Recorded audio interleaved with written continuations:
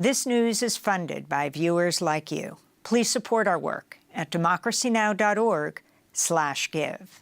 We begin today's show in Lebanon, where there's widespread fear after a second wave of explosions involving electronic devices went off across the country.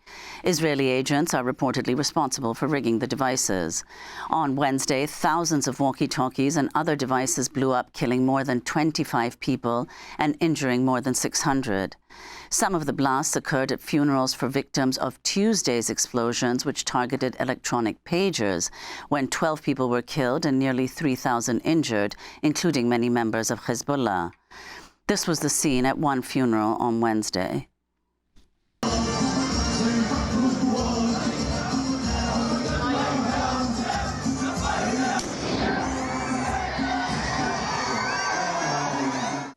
Lebanon's foreign minister, Abdallah Abu Habib, condemned what he called a blatant assault on Lebanon's sovereignty and security, unquote. Hospitals in Lebanon have been overwhelmed with severe injuries as patients have come in after losing eyes and limbs. We saw young victims and we saw very old victims, and all just had the same type of wounds. They had puncture wounds on their faces, they had amputated limbs, they had open abdomens, intestines out, bowels out. Unfortunately, there were wounds that we couldn't explain. There were ruptured eyeballs, there were fractured mandibles, fractured bones out. So basically, it was the first time I ever see wounds like that. I couldn't even classify some wounds or categorize some wounds. The New York Times reports the electronic pagers have been manufactured by a front company run by Israeli intelligence officers. Many of the pagers were obtained earlier this year after Hezbollah leader Sheikh Hassan Nasrallah warned against the use of cell phones to avoid Israeli surveillance. On Wednesday, UN Secretary General Antonio Guterres condemned the weaponization of civilian objects. I think it's very important that there is an effective control of civilian objects, not to weaponize civilian objects. That should be a rule that everywhere in the world governments should be able to implement. The link of what's happening in Lebanon with what's happening in Gaza is obvious since the beginning. I mean, the Hezbollah has been very clear in saying that it has launched its operations because of what's happening in Gaza, and that it will stop when there will be a ceasefire in Gaza. On Wednesday, Israeli Defense Minister Yoav Gallant said Israel's focus is turning more to its northern border with Lebanon. He said, quote, "We're at the start of a new phase in the war," unquote. Meanwhile, Hezbollah leader Sheikh Hassan Nasrallah is scheduled to give a televised speech today. We go now to Beirut, where we're joined by Lara Bitar, editor-in-chief of The Public Source, a Beirut-based independent media organization. Thanks so much for being with us. These last 2 days, Lara, have been unprecedented.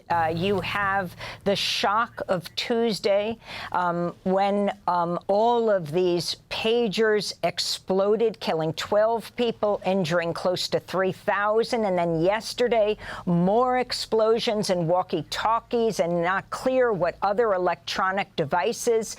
The total, 37 dead, something like 3,500 people injured.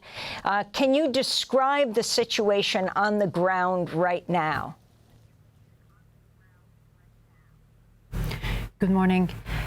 So, as you can imagine, the events of the past 2 days have caused a lot of panic, a lot of fear, and to a large extent, paranoia, which was aided by disinformation campaign to a large extent. Over the past couple of days, or at least yesterday, for the most part, people were receiving messages over different WhatsApp groups, on social media platforms, that any and every electronic device can be detonated by the Israelis. So people were scared of using their cell phones. People were hearing that even kitchen appliances were exploding, solar panels, laptops, and so so on. Thankfully, for the most part, this turned out to be a disinformation campaign, and it did not really was not really materializing on the ground as was being reported across different channels. That's maybe the only solace from the events of the past couple of days, where we saw civilian areas and civilians being targeted. This has been widely reported in the Western press as a sophisticated campaign that targeted alleged Hezbollah operatives. But the reality is that for the most part, these explosions were occurring in civilian areas, in vegetable markets, in the supermarket, and the funeral, as you mentioned. And that's on one hand, but also on the other, not everybody who's carrying these pagers and these walkie-talkies is a Hezbollah fighter, nor were any of them on the combat field or on the front lines in the southern part of the country. It's very important to note that Hezbollah is not just a resistance group or a militant group. Hezbollah is also a political party here in Lebanon that is represented in parliament, and Hezbollah also runs and operates several large civil institutions. So we saw medical personnel and healthcare workers being killed and injured and maimed by these explosions. We saw children. We saw even the Iranian diplomat. So this was an indiscriminate attack that made the Lebanese population feel that anyone can be targeted at any point, anywhere in the country. Well, Lara Bitar, if you could respond, give us a sense of what you expect Hassan Nasrallah to say today when he speaks at 5 p.m. Beirut time. You've suggested that this might be the very early stage of a much larger and much bigger war that has the potential to implicate the entire country. What are you expecting in terms of a response from Hezbollah? It's very difficult to anticipate what the Secretary General will be saying today. But one thing is clear, at least to my mind and to many who are following very closely what's been happening in Lebanon. It seems that the Israeli government has already taken an action, a decision to escalate, to wage a full-scale war on all of Lebanon. And it seems to me that it doesn't really matter what Hezbollah decides to do at this point and what form of retaliation the party engages in, that the genocidal Israeli government has made up its mind to launch a full-scale war on all of the population. And I think the 2006 war between Israel and Lebanon can give us some significant clues as to what could potentially happen. So in 2006, which was a war that lasted about 33 or 34 days, Israel started off by cutting communication lines. That was the first thing that it did before launching a wider scale war on the rest of the country. And it seems like this is what it's doing yet again, cutting the communication lines, and not just of Hezbollah members, but for military personnel, for paramedics, for aid workers, doctors, and so on, causing a lot of disorientation, a lot of chaos, a lot of panic, and then this would be acting as a prelude to something that could potentially be much bigger and much scarier. Lara Bitar, I'd like to ask you about what the response has been from different political parties in Lebanon to these widespread attacks. Let's just go to Lebanese parliamentarian Mark Dow, who spoke to the BBC earlier today. This is what he had to say. The reality is Lebanon has been suffering for the past 11 months from the war in Gaza, economically, financially, but also because we had some unilateral actions by Hezbollah as well to start bombing from South Lebanon. We're talking to Hezbollah and telling them, you need to take all your decisions within the institutions of the state. Acting as a rogue unilateral actor on the military front is causing all of Lebanon damages because of Israeli aggressions, their genocidal war, and their lack of respect for the rules of war or even for crimes against humanity. So, Lara, if you could respond to what Mark Dow said and whether this is a widespread belief, the fact that Hezbollah is operating unilaterally and that it should not be. It should be working within the imperatives and desires of the Lebanese state. So Lebanon is split between two camps. On one hand, you have Hezbollah supporters who believe that we have a moral, ethical, political duty to stand in solidarity with the Palestinian people in Gaza and also in the West Bank. Hezbollah scholar Amal Saad referred to this as anticipatory self-defense and as military solidarity. We can roughly estimate that about half of the country or so supports this operation and this campaign that was initiated by Hezbollah on October 8th. And on the other hand, on the second camp is fiercely in opposition, not only to this operation, but to Hezbollah in general. And they are using the war of the past 11 months as a means to weaken Hezbollah, to attempt to strip the resistance group from its weapons, to demoralize its supporters. The second camp has been consistently lobbying the international community to exert additional pressure on the militant group. So right now the country is not really unified, but in the aftermath of the two terrorist attacks that took place on Tuesday and then on Wednesday, we saw for the very first time wide condemnation across the board in Lebanon, but also for the first time to some extent in the international community. You tweeted on Tuesday, the day of the pager explosions, we should learn from the mistakes that were committed in 2000 and not repeat them when the next big day of liberation comes, and it will sooner or later. What did you mean? Many of us believe that the liberation of Palestine is inevitable and that it's only a matter of time. In that tweet in particular, I was referring to certain individuals, certain groups, and to some extent some political parties who are constantly agitating against Hezbollah, who have in the past collaborated with Israel, and who would much rather see the country be completely destroyed rather than maintain Hezbollah in power or have Hezbollah maintain its weapons.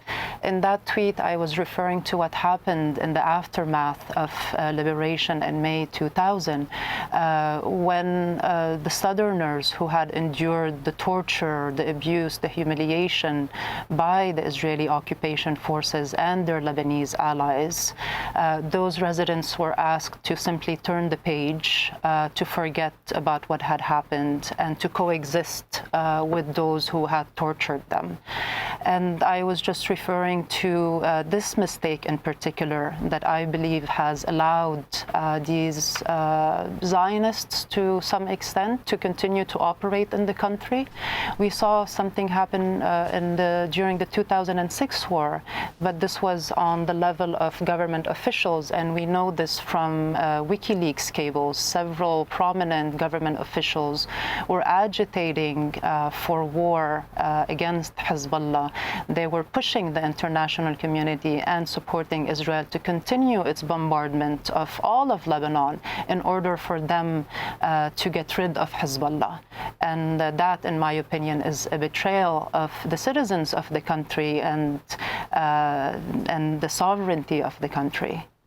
Well, Lara Bitar, I would like you to talk about what your concerns are about how this war could escalate along the border. I'd just like to go to Israeli Defense Minister Yoav Gallant, who spoke Wednesday at an Air Force base near Haifa.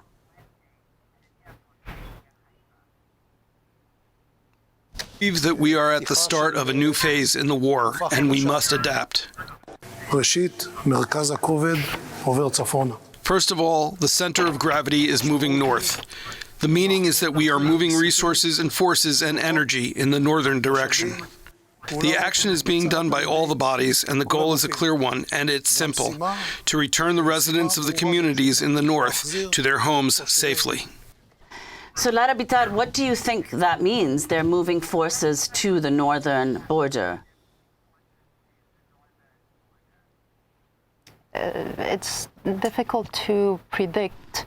But again, looking at the 2006 war, we can expect the bombing of bridges, of roads, power plants, irrigation and drinking water systems, and other vital infrastructure. In 2006, airport runway was also bombarded, and Israel imposed a sea, air, and land blockade on Lebanon. But I just want to address the point that this war that Israel will be waging against Lebanon is an attempt to return its settlers to the northern part of occupied Palestine. And I imagine that this is how most media organizations will be reporting on this war. But I think it's important for us to go back a little bit in history and recall that Zionist organizations as early as 1919 were pushing for the demarcation of the border after the Litani River, which means 30 kilometers or 19 or 20 miles deep inside Lebanon. So this is not really very much about returning the settlers to their homes, but this is about this long-standing desire and intent of the Zionist project to seize the Litani River. And Lara Bitar, finally, or I should say parts of the Litani River, yes. Will this make Hezbollah more popular in Lebanon and compare its power to the Lebanese government? There is no Lebanese government really to speak of. Lebanon is still reeling from an economic crisis that started in 2019. The state is almost bankrupt. Most state institutions are barely functional. There's absolutely no comparison between the power of the Lebanese government in comparison to Hezbollah.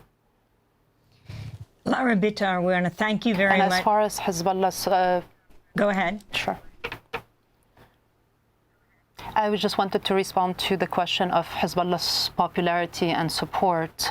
We do know that Hezbollah supporters are only increasing their actions, their mobilizations, their support of the party, and it doesn't really seem to matter what the political group does or the militant group does. Their supporters are fiercely behind them, and what we've been hearing over the past couple of days, but also over the past 11 months, is that they continue to be even more determined to wage this war against Israel. And supporters of the party and loyalists to the party are willing to give up their children, their homes, their livelihoods in support of the mission and political project of Hezbollah. Lara Bitar, editor-in-chief of The Public Source, speaking to us from Beirut. The Public Source, a Beirut-based independent media organization. Democracy Now! Is funded by viewers like you. Please give today at democracynow.org/give.